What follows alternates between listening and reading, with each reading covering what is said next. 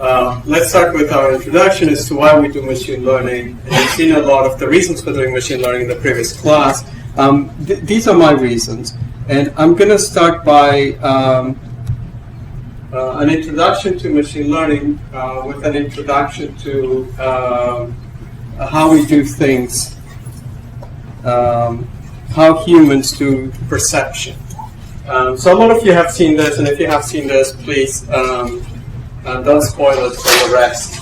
So I'm showing you here two images, and I'm switching between these two images, and there's a difference between these two images. So the first question is, who has seen this video before? I think a great many of you. Okay, for the other half of the class, can you tell the difference between the two images? So who sees the difference?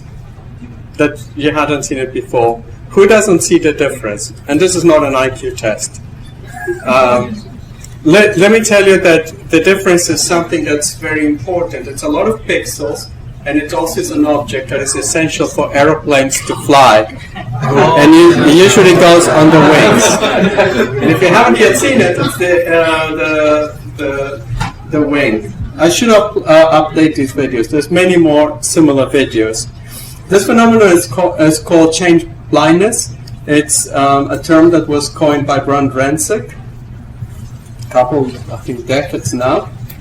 And if you think, okay, that was just a trick, and once I can tell what's missing, I will always see it. Like if I play this video again, I'm not going to fool you. Now I'm going to play a video that some of you have already seen. And you will still not be able to see most of the content in this video. And so here is a video that I got from MIT. I'm going to ask you to follow the instructions at the top.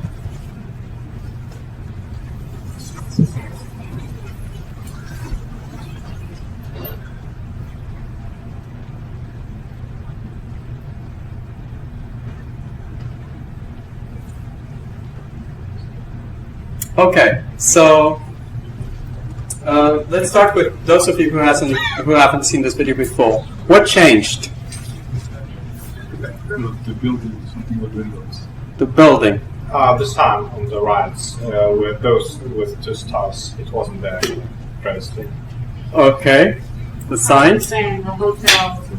There was a bar sign in the middle building. There was a bar sign. I never noticed that. I learn every year. Yeah, the color of the door. The color of the door changed. Who saw the color of the door changing? Who didn't see the color of the door changing? Okay, it did change. And in fact, this whole building that is now sort of pinkish, salmon, that was a different building before. It was a brick building. This door was different.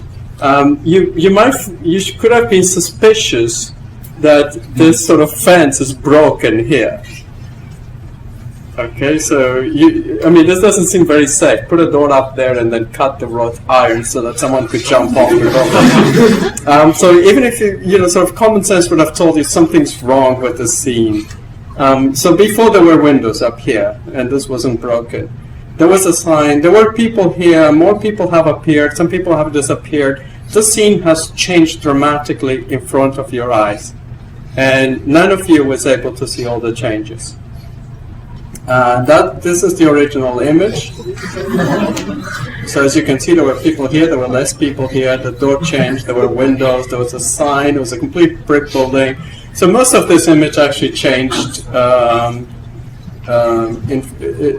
and you were not able to perceive those changes. A lot of people don't believe this when they see this. So I'm just going to play this one more time. And this time you'll probably, if you focus attention in one particular area of the image, you might be able to see some of these things changing. The price to pay for focusing attention and seeing that one thing changing is you will not see the rest changing.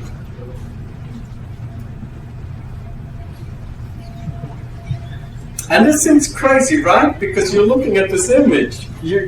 How many of you believe that what you see in the world is there? Okay, this is like you believe you're seeing it, but you're not seeing it.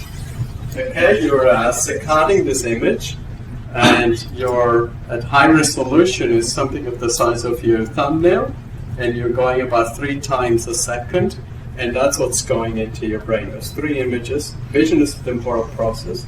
You have limited memory in your visual buffer, so you can't store too much. You can't store this whole information. And so on. Vision is an extremely complex process that we don't understand. When we've made incredible progress, as I'll soon show you, but we still don't fully understand it. And learning is a big part of vision, as I will argue also in the rest of this introductory lecture. But if we cannot introspect into the world of how we learn to see things, then there is no hope that we could ever program a vision system. It's just we're completely unable to introspect. One of the biggest problems with artificial intelligence is everyone thinks they're an expert on it. No matter who you are an expert on artificial intelligence because you know how you think, you know how you see, you know how you hear things, you know how you make decisions. Turns out that all of those things are false. We get fooled by our own minds all the time, and it's part of survival. That puts us in a quandary because we want to build intelligent systems, but it's very hard to build intelligent systems when we don't have good introspection. So that's one reason for why we need something different other than just introspection to go about solving this. Here's another reason. Suppose you want to recognize giraffe. Do any of you have any trouble recognizing that creature climbing the tree is a giraffe? As ridiculous as that looks.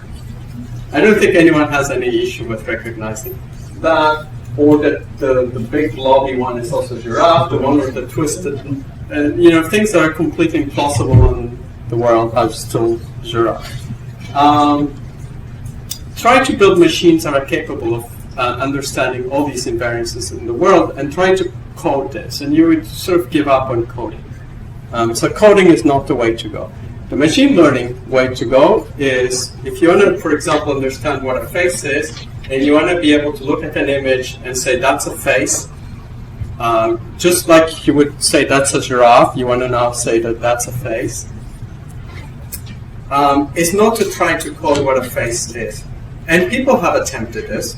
I remember about a decade or so, 15 years ago, I was doing some consulting in Japan, and there was a system that was working really well. You could sit in the driver's seat and it would quickly detect your face, and so the idea is you would know exactly where you're looking and be able to tell whether you were driving attentively or not.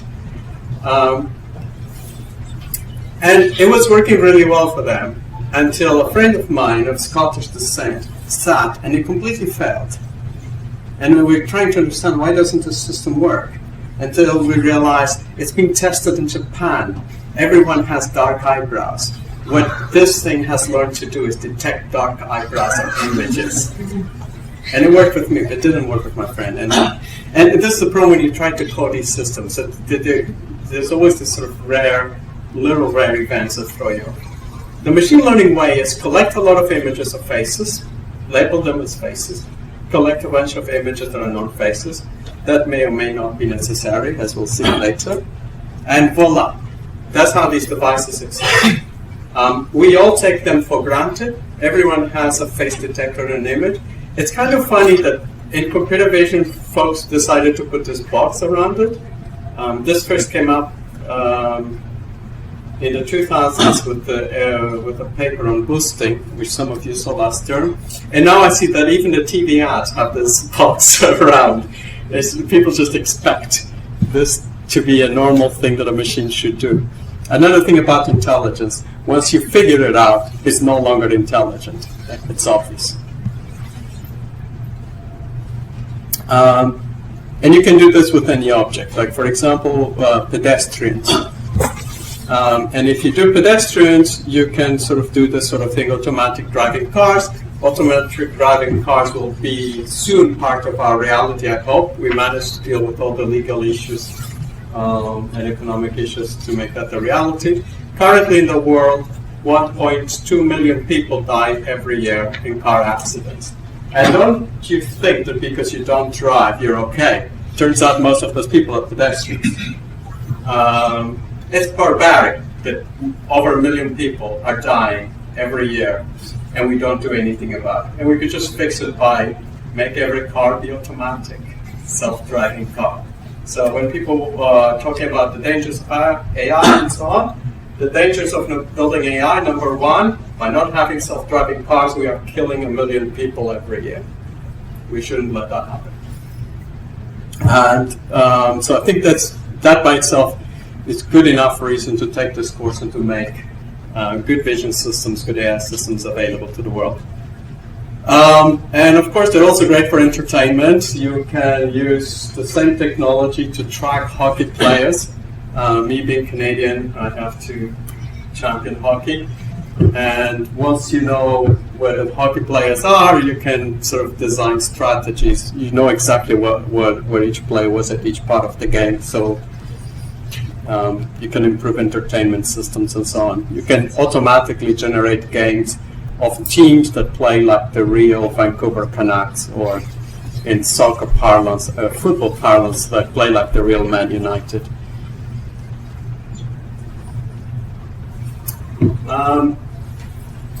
Recently there have been some advances on doing data processing with neural networks, which were models that were very popular. They have been popular sort of in the 80s and then went out of favor, and that have recently come back and become very popular. And not only popular, but actually successful. Successful to the point that companies are investing millions, if not billions of dollars right now on these technologies. And a lot of them were inspired by neuroscience. And it's really, the inspiration comes from neuroscience, but it also comes from statistics, from optimization, mathematics, great advances in computer science. And none of this would have been possible if we hadn't invented, without all the inventions in hardware that we've made over the last few decades. GPUs, central to all this.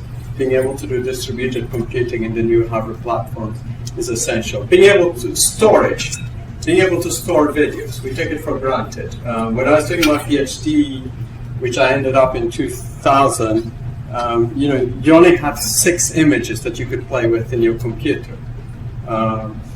It seems like a joke that this wasn't that long ago. The way we interact with computers and data has really changed dramatically. We're very lucky to have lived through this in this stage in the world. In terms of neuroscience, there's been some interesting findings. We have neuroscientists here, so I'm not going to embarrass myself too much by spending time in this. But the basic idea here is that the brain's a machine, it's a biological machine. I'm not going to go into the metaphysical aspect of it. I'm going to take a very practical view of it. That if anything, if I have recollection of anything that happens in the world, it's because some cell is firing or stopped firing. And so in particular, there are cells that will fire depending on where your position in the world. As shown by this diagram here, there's place cells that will fire depending on where a rat is. And if you actually take, I guess you do these experiments with your rats. If you put, not you, but folks put wires on rats, and they're able to measure it, you'll see that there's some cells that will fire depending on where you are in the world. This is how you know where you are. And in fact, you also build maps of the world, and these maps reside in your brain, and they're all based on the firing pattern of your neurons.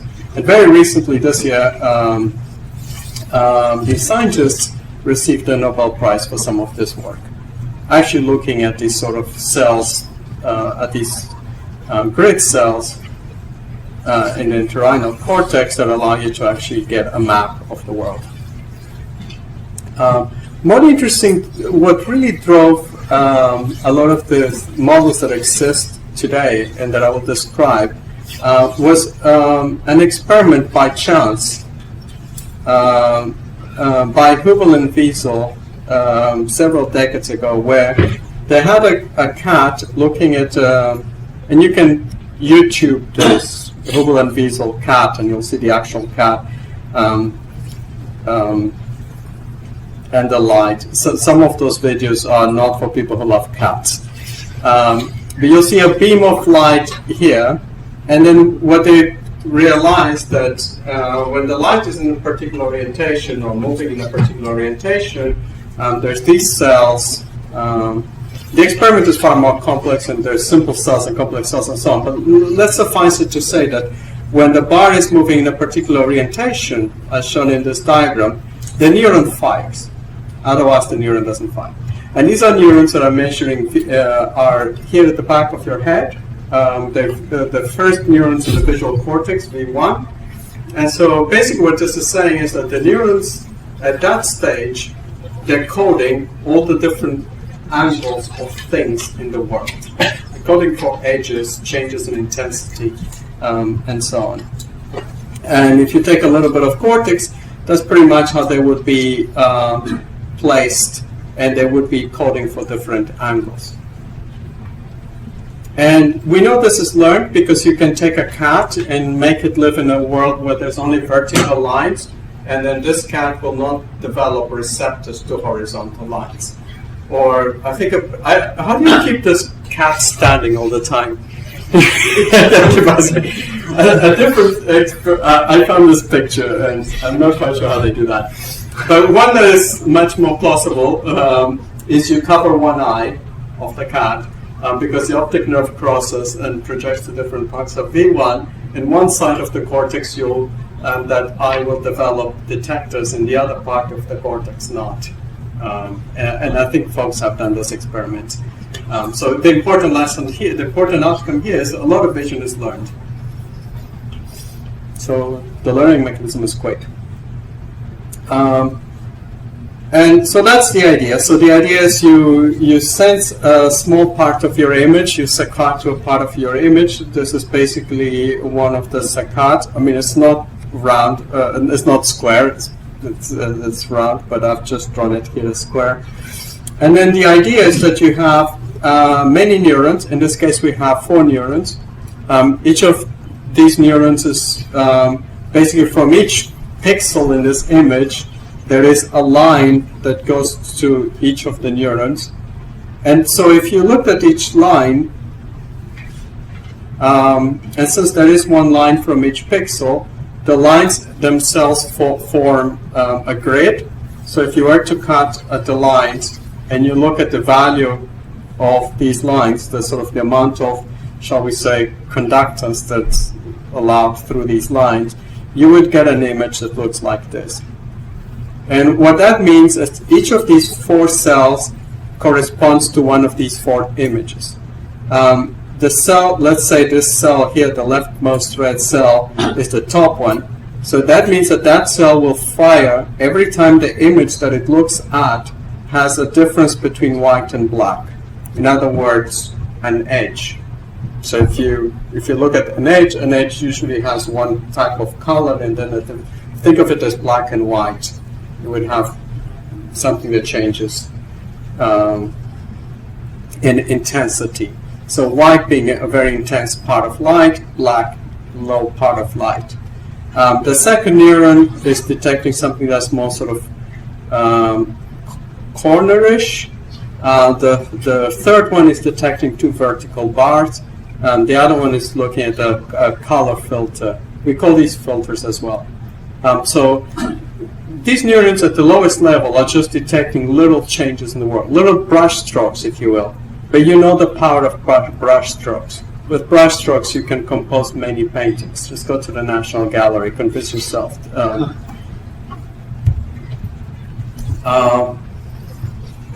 People have trained, and one of the things we will learn about in this course is how to train convolutional neural networks.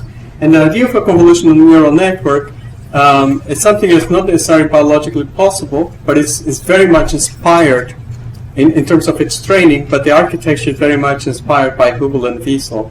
The idea being that you have these filters, these small images that will detect edges in a particular part of the image, like it might detect this inclined edge here between the house and the sky.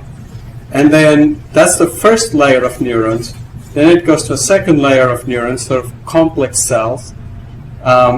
And the first layer, they tend to be, make sure that they're sort of like AND operations, and the next layer, they're like OR operations. And this is sort of what we find also in our study, in the studies of Hubble and Wiesel, of simplest complex cells. OR is sort of invariant, so things could move a little bit and you would still be able to see the same thing, because vision has to be invariant. If the light changes a little bit, I still have to recognize you being the same people that were here 5 seconds ago. At the same time, I need to be selective. I still have to recognize that it's the same person that's there. And these architectures have several layers. People nowadays build them with 20 layers or so. Those are the latest in terms of object recognition performance. These models are state-of-the-art for object recognition. So there's these competitions for object recognition, and about 2 years ago, Alex Krzyzewski and his teammates from the University of Toronto, they entered a computer vision conference, and they completely trashed everything that the computer vision field had ever developed until that point. Their performance was so much better, and their system was completely trained. And the only sort of prior knowledge that they built into it is essentially the prior knowledge that goes into building this architecture. It's called a convolutional neural network. Jan LeCun has championed this for a long time. Jan LeCun heads AI now at Facebook. A lot of this work is also based on something called the neocognitron, which was Jans told me that he's actually looked at neocognitron at some the papers throughout his life. Having talked to Fukushima, who's the creator of the neocognitron, he told me that when he was working in Japan, he was very much inspired by the experiments of Hubble and Wiesel. So there's definitely, the dream has come from neuroscience, and then it allowed people to realize it was feasible, and it led people to design these architectures. Now, in the previous image, I showed you the filters for when you look at images. If you go deeper in these models, so in the first layer, when you take, essentially what you do is you take a bunch of images and you take labels for image. So just like we did for faces, there's a face, you will take images like this is a cat, this is a camel, this is a bike, this is a house, and that's essentially the data that this competition provides you with. And when people train these models, in the first layer, they learn the filters that are shown here. So vertical bars, so this is very similar to what we had before, but in the second layer, you start looking at things that look like more interesting compositions, like edges, vertical things. And what these guys, Matthew Zeller and Rob Fergus is at Facebook, Matthew Zeller has his own company, he won the big competition last year. This year the competition was won by Oxford, by Karen Simonian and Andrew Sisserman, who are here in information engineering. Karen is now working at Google DeepMind with me.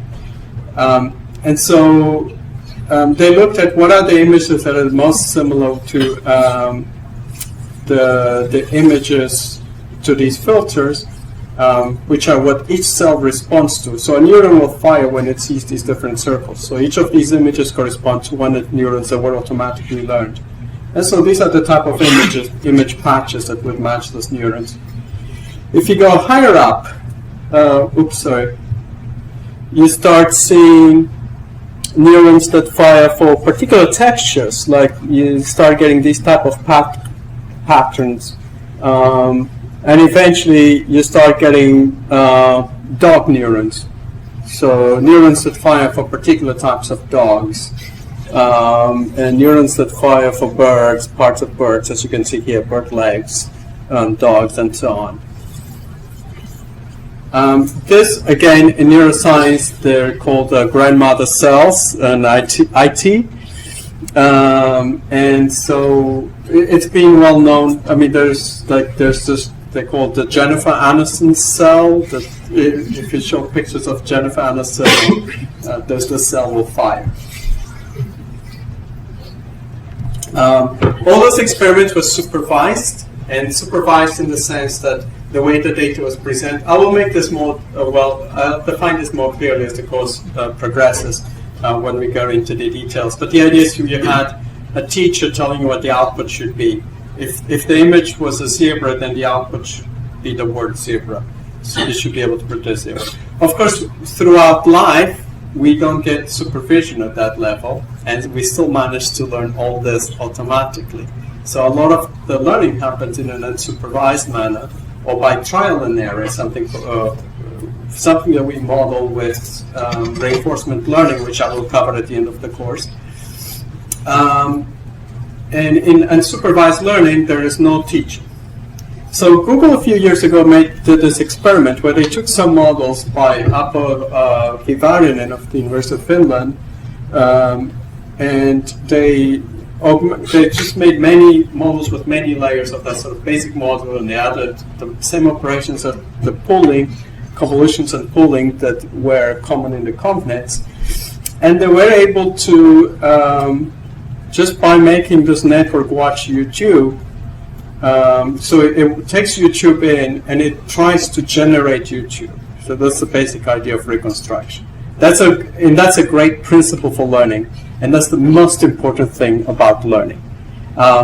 If I close my eyes and I try to simulate what I think I'm going to see in front of me when I open my eyes, and if I'm imagining an African savanna full of lions, then I have to learn. Right, because what I'm seeing and what's coming from my mind don't agree, and so I need to adapt. So simulation is very important to learning, and in fact, a lot of learning we'll see as just different ways of doing this. If you can hallucinate well, you can learn, and so what they do is by doing this, and this is, by the way, also very much tied with things like schizophrenia and so on.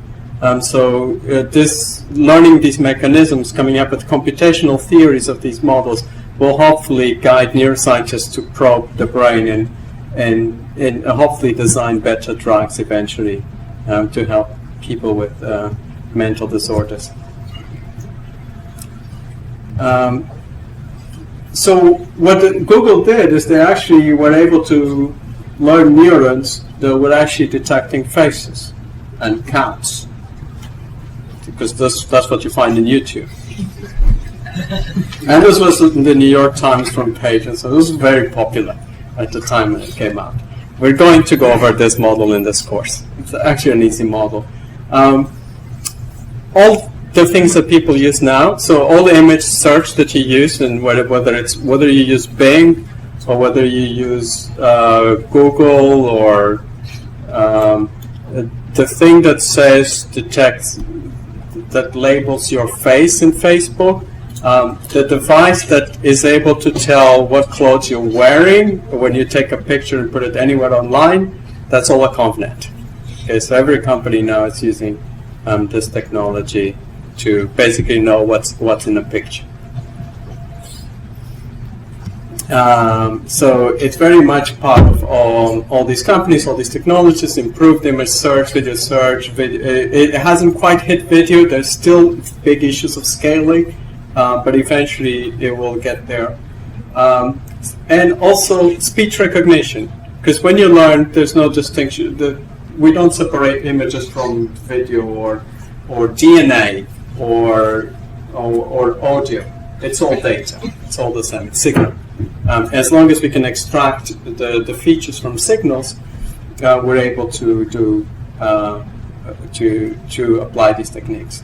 And why does it work? At a very high level, think about it. The optical nerve probably has about 1 million fibers.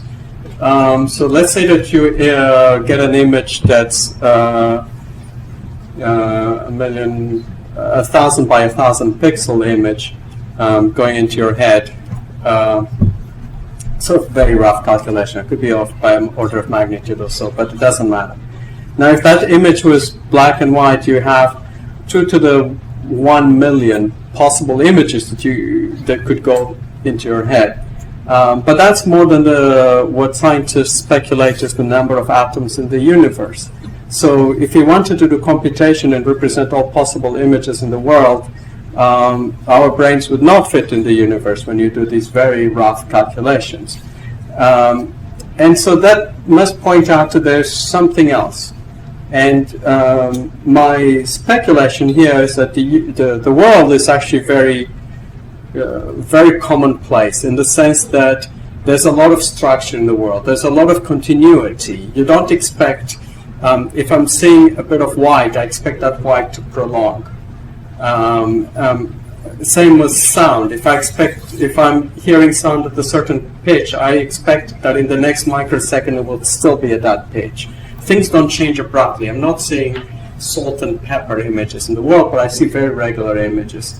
And then what we're extracting, in fact, with these models, is the statistics of the images, the statistics of the sounds, the statistics of the data. What are the common compositional patterns in the world that if we knew those compositional patterns, we could synthesize any video or we could synthesize any sound. We could synthesize the universe.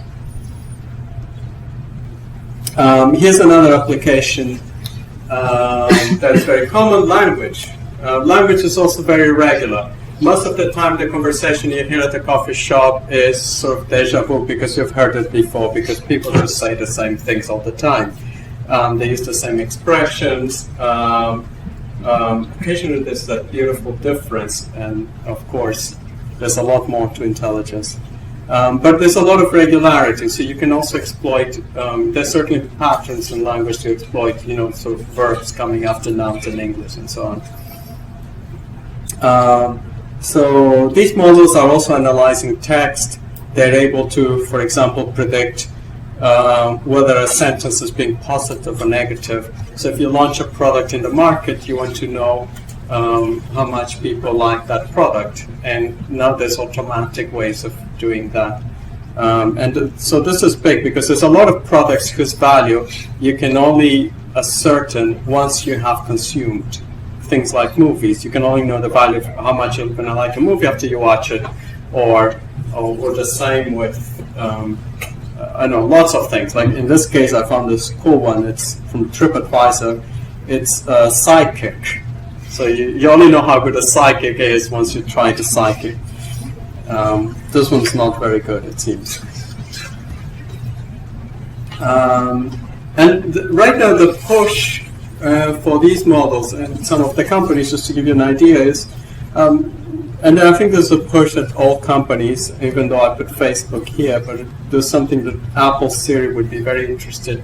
You exist in a social network. Imagine you're in Facebook, you see an image, you click on that image, and you talk to your computer, and you say, who might want to watch this with Siri? Who do you think is going to want to watch this movie with me on Friday? And you would like the Siri or the Google Now or Facebook to tell you your best bet is Phil because he likes Downey Jr. So there's a lot of push now for making these machines of multimodal, combining different types of data, just like animals combine different modalities. A lot of the recent push has been for models that also have state in them, that have memory. And so up to now we've talked about this sort of one shot in time, where you see an image, you say what's in the image. But some things involve memory. Memory is essential. We can't just erase our memories and expect to continue tomorrow. And so right now we're building networks that have memory over time. That's going to be part of the course as well. We're going to go over them. And one of those nice things you can do is you give it a sequence as input, and the models learn to predict the temporal sequence. And in between these boxes, there will be networks that have memory.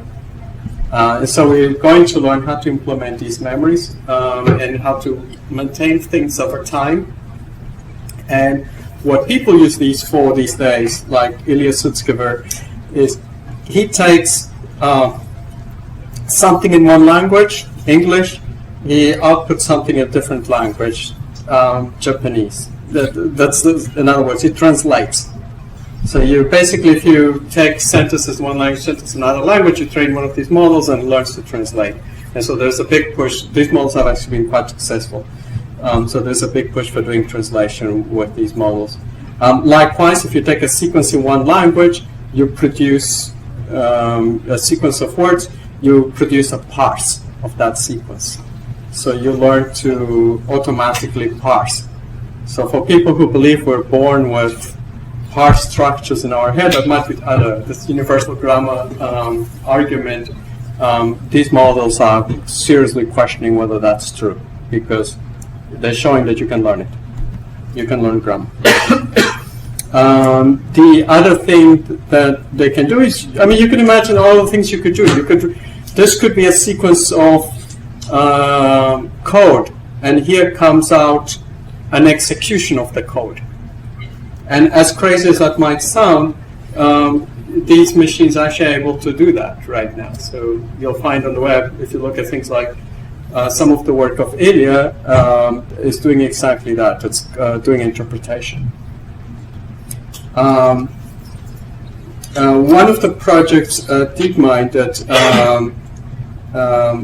one of the guys that, by the way, has done a lot of work, we'll get to see a lot more of his work, Alex Graves. He presented these slides recently at a conference where he was showing how some of his, unfortunately I don't have the video, but I'll try to play it for you if I get my hands on it. But some of his colleagues at Google DeepMind were basically generating a full video.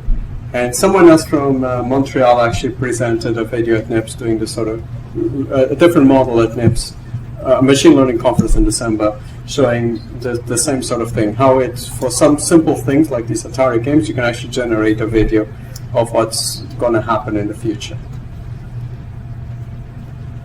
Because imagine if you can generate a video, then it's like our brains. We have this huge black spot in front of our eyes because there's a blind spot because of the optic nerve.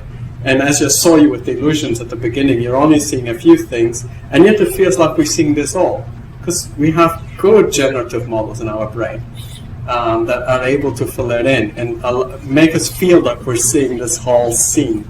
And so we're trying to build machines that are capable of doing that, because that is very useful for decision making. If you can imagine what you're going to find somewhere else, then you can decide whether you want to go there or not.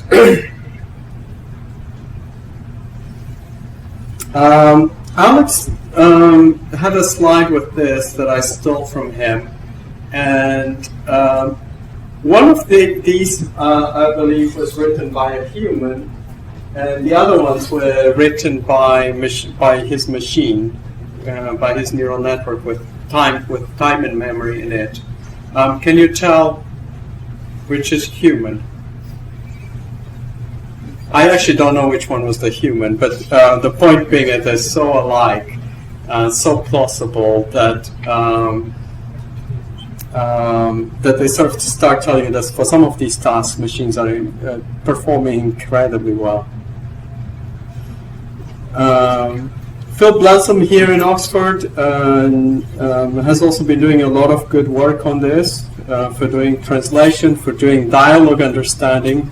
You talk to a machine, the machine needs to understand whether you're complaining or asking to increase the order or something like that. Another type of learning that's going to be very useful is learning that involves decisions, action. Not so far we've been talking about perception, so you see the world.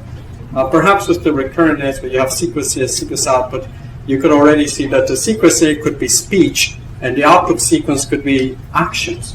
So you could build a game where you have a sidekick, and you could basically You could be playing a game, and then you could be telling your sidekick, go around those guys while I shoot these people, and so on, in one of these shooter games. And you could instruct an agent by voice to perform sequences of actions. And you could train it, provided you can get the data. We're going to see something called reinforcement learning that comes up with models of acting optimally in the world. And there's been sort of great progress in that area by marrying essentially all the deep nets, these neural networks with reinforcement learning. We're also going to look at a bit at the imitation learning, which is a big part of learning. It's how we learn to imitate other creatures. And as you can see, monkeys imitate. A lot of cute creatures do. And these are agents. Actually, can you tell which one is human, which one is machine? And here the chicken has to cross the road on an American freeway, as you can tell by the direction of the traffic.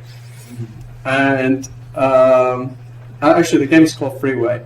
If it hits the car, it gets sent back, but it doesn't get penalized. It only gets points when it gets to the end. And this is interesting, because here the signal, the supervision is very delayed. The supervision only happens way in the future. You could be random walking, and you're getting no supervision. It's only when you get to the other side of the road you get a point. And a lot of times, when you're, for example, playing chess, and you win, and then you wonder, what made me win? What were the sort of secret, what were the important parts? So that's a problem called creator assignment or reinforcement learning. We're going to look at it. Do any of you care to... which one is machine? The one on the right is a machine?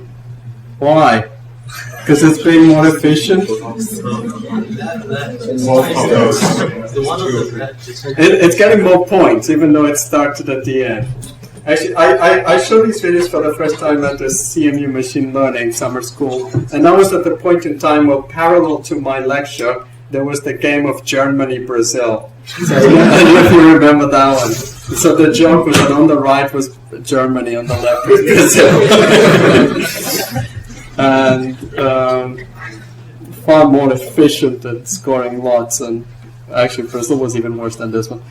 Actually, it turns that they're both machines. They're just two machines that learn too, so I kind of tricked you there. So basically, a lot of machine learning is about extracting good features from the world. I'm going to go for over now 5 minutes, and then we'll take a 10-minute break. Extracting good features from the world to solve predictive tasks, decision tasks as well. They're not just useful for AI, as I've sort of championed in this course, as I'll go in this course, but they're very useful for practical applications, like finance, doing anywhere where you need to do any forecasts, and you want to do forecasts, and you want to be able to also have good confidence bounds on your forecasts. Missing data. So a lot of times you know that which movie someone likes, but you don't know if they will like some other movie, and you would like to compute the probability that they will like that movie. So you want to fill in something that's also called imputation, filling in the missing information. Detecting anomalies, that's a very important part. So for security, being able to detect something that you learn a model of what's normal, and then whenever you detect something that's slightly different, you want to act. And so you could think of credit card fraud detection. You could think of it in terms of detecting a virus mutation if you're designing better drugs to combat HIV. Classifying is a customer. Should you approve a transaction for a customer or not? A lot of this is now done with machines. Batteries stretch. That's problematic. Okay, back. Ranking, some problems like personalization, as the sort of things on the web that we used to. Summarizing, that's a big part. You bombard. There's a million reviews for this hotel. You don't read them all. What you want is a summary, and a lot of companies invest a lot of machine learning to provide you with that summary. And ultimately, robotics. I mean, robots are getting better all the time. A lot of the Amazon factories use robots. And the cars, you could call the self-driving cars that will hopefully join us very soon are robots. And making these technologies into machines that can help us is essential to make them a reality.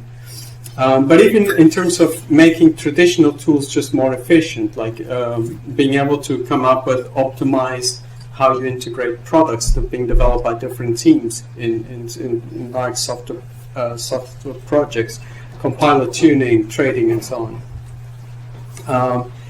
It's particularly useful when you don't have, where there's no human expertise available. So if a robot is navigating in Mars, you can't communicate at a fast rate enough to command a robot in Mars from Earth because of the delay to send a signal and the window at which you can send a signal.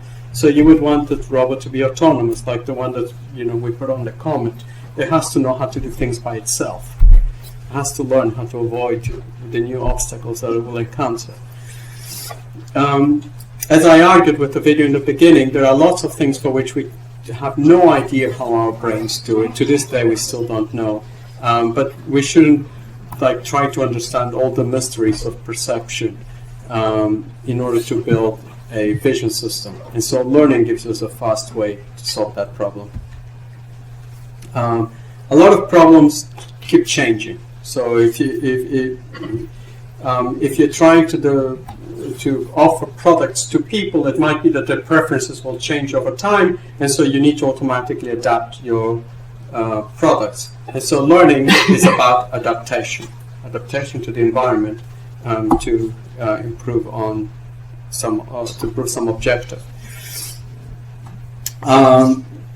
Of course, sometimes you also need learning solutions because you want to develop a product, but this product should be different for each person. Because, for example, you want to build a digital magazine that everyone can read on their tablet, but everyone will have different tastes.